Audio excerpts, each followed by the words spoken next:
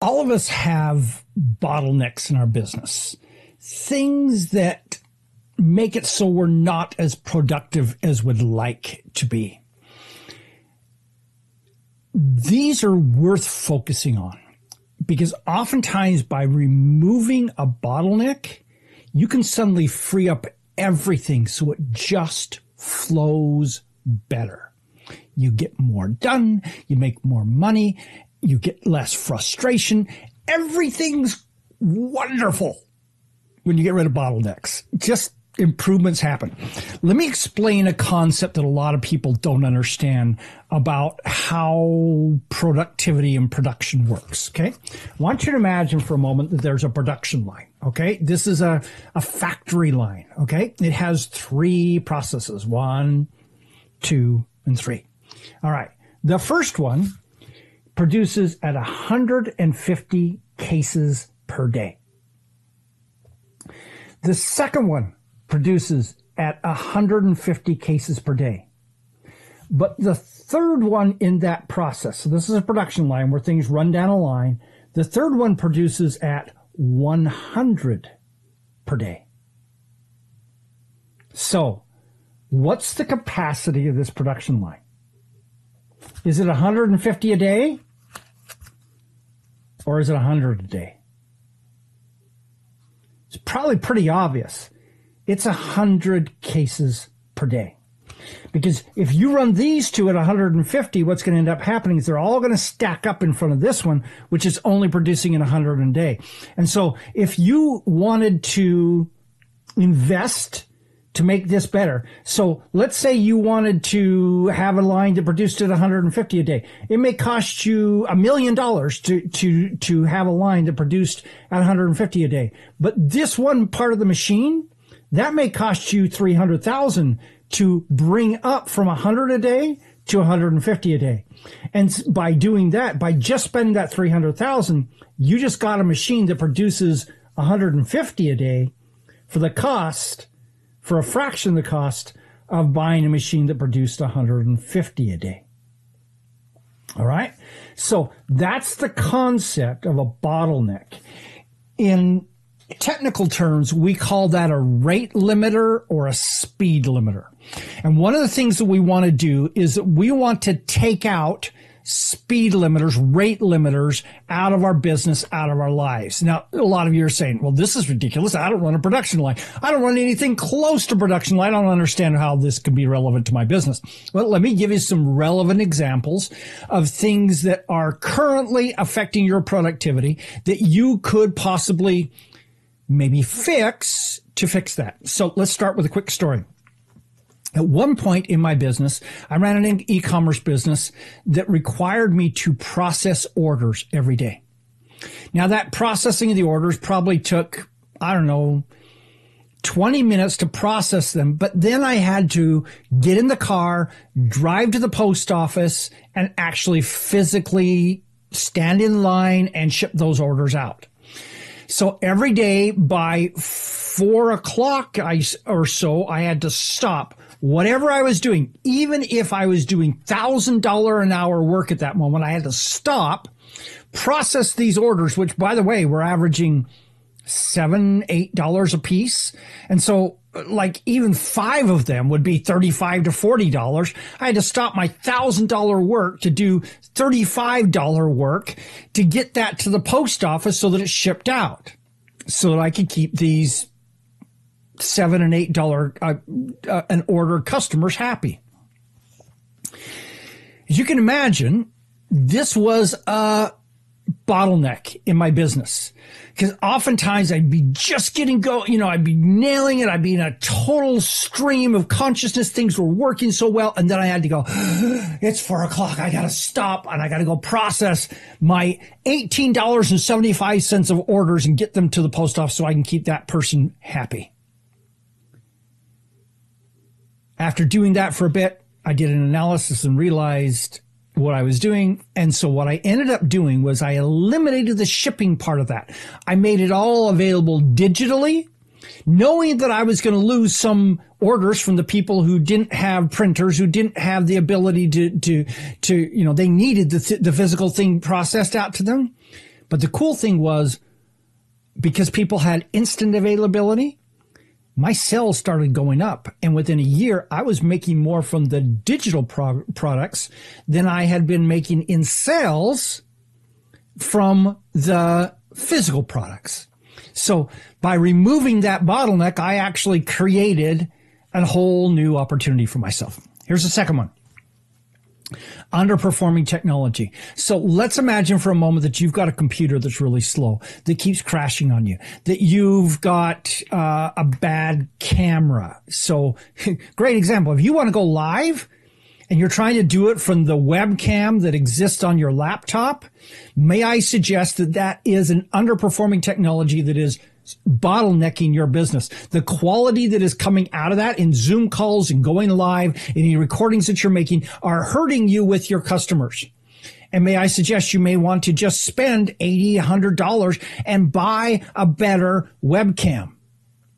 Or spend $1,500 and buy a better computer so that your computer isn't constantly crashing. Or spend $400 and buy an amazing hard drive with 10 terabyte of space on it, so you can quit having to, I got to go get rid of some files and things like that so I can fit this video on it. I can't shoot video because I don't have room on my hard drive to do it. It's like, man, just buy another hard drive.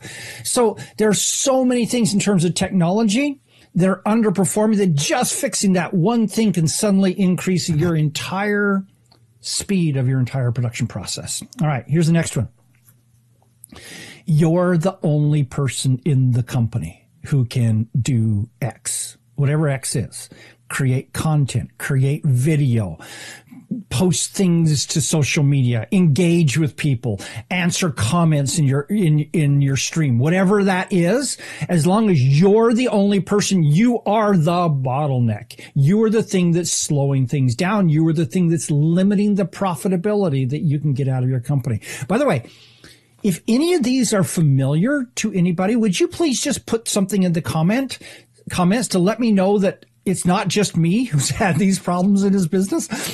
Sometimes I feel like I get on these lives and I talk to you and then I realize I'm only talking about my business and maybe may not even be applicable to you. So if this is applicable to you, let me know. And if there are other bottlenecks that you're aware of in your business, tell me about those too. All right, here's something else. Working for someone else.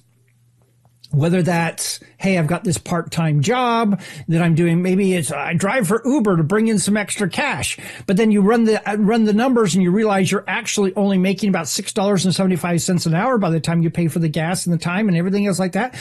Or maybe you've got a client that you have an old relationship where you coach them for $25 an hour, and you realize that working for someone else. Or here's another great example. You oftentimes go and maybe you help Tony Robbins at one of Tony Robbins's conferences, and you're basically free labor for him.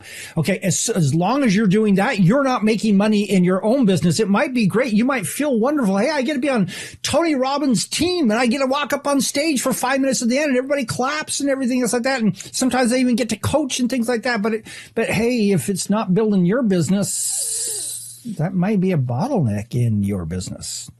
Here's another one. Old products or projects that keep sucking time and energy out of your life, but have very little return.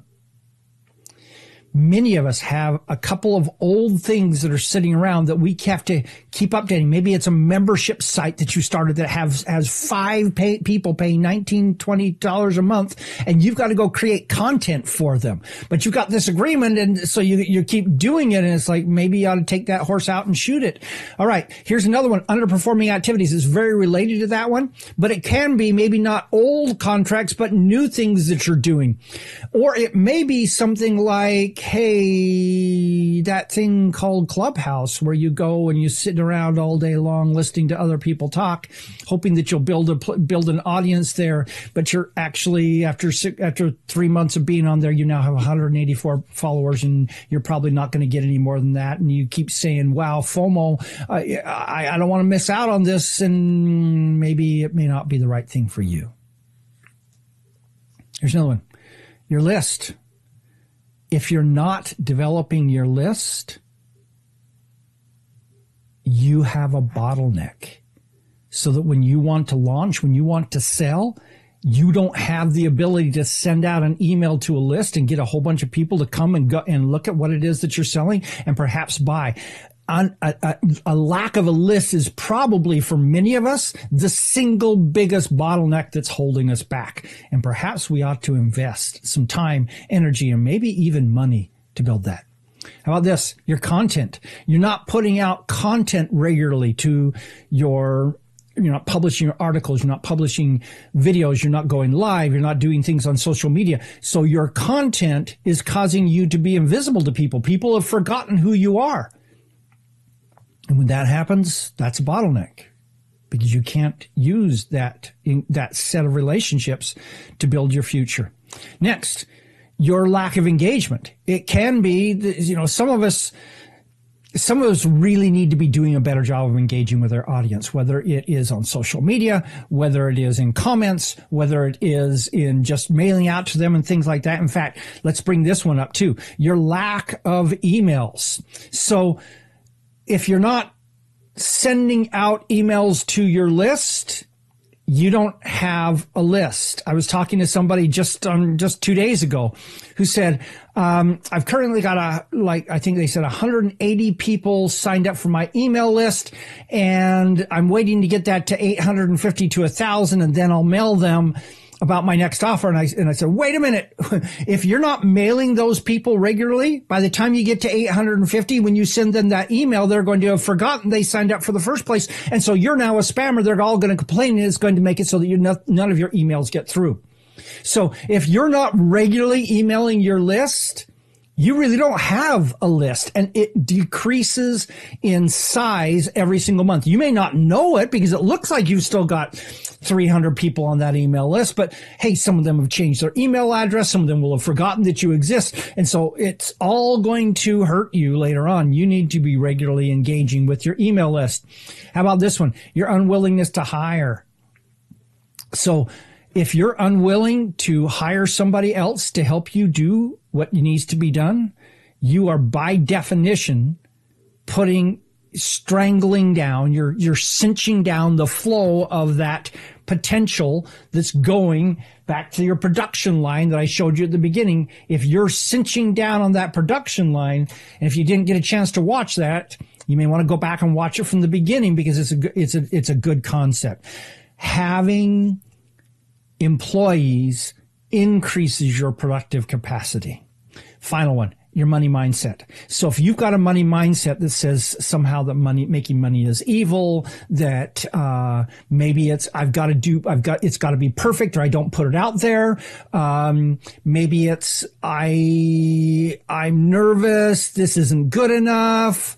The quality isn't where I want it to be. All those kinds of things. All that is related to this money mindset. And this is one of those things where you may need to actually do some mental, emotional work to get this solved, because a money mindset can do more to constrict your flow of your productivity and your cash than almost anything else. So there you go. Whole bunch of ideas, lots of different colors of cards today, lots of different ways that you are maybe restricting the flow of your productivity, restricting the flow of your cash in your company. Which of these apply to you? What can you do to fix them? And what did I miss? I bet you that you have a couple of things that I didn't put on these that is just hurting your business. Let me know what those are. Put those in the chat. I'd appreciate it. So Megan said, well, gosh, every point you're making here applies to me. Yeah, I understand that. Masha said, Don, what webcam do you recommend? Logitech C920. This is currently, I'm shooting off a Logitech Brio. So both of those apply. So let me know what's holding you up in the comments. And then why don't you go and say, what can I do to eliminate that bottleneck? For me, it was throwing away a piece of business. But that throwing away that business opened up other business possibilities to me and the thing that I replaced it with actually became more profitable to me because I was doing it. What can you do to eliminate the bottlenecks in your business? This is Don Crowther saying, just go do this stuff.